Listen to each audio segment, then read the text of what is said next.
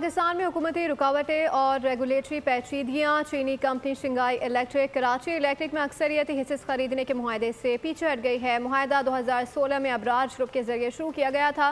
मुआहदा तवील अरसे तक इल्तवा का शिकार रहा। एशिया पाक इन्वेस्टमेंट के CEO शरियार चिश्ती ने रद्द अमल देते हुए कहा कि हुकूमत और आला हुकाम को सोचना होगा कि वो किस तरह कारोबार और सरमायाकारी के मामलात में नाकाम हो रहे हैं।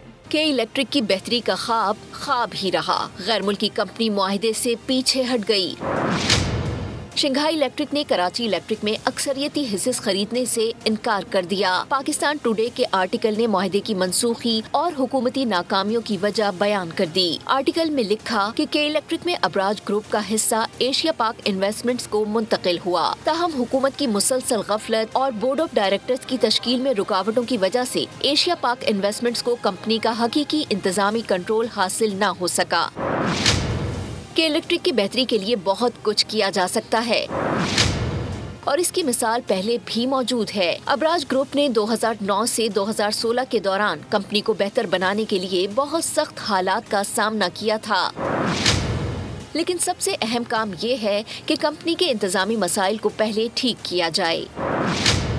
अगर इस पर सबकी राय एक ना हो तो कंपनी को दोबारा कामयाब बनाना मुश्किल होगा।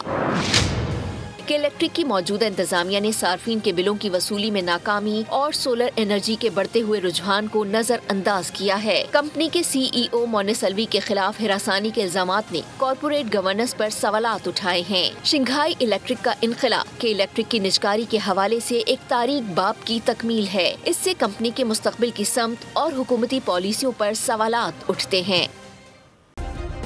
सब्सक्राइब करें और बेल दबाएं ताकि कोई खबर रह न जाए।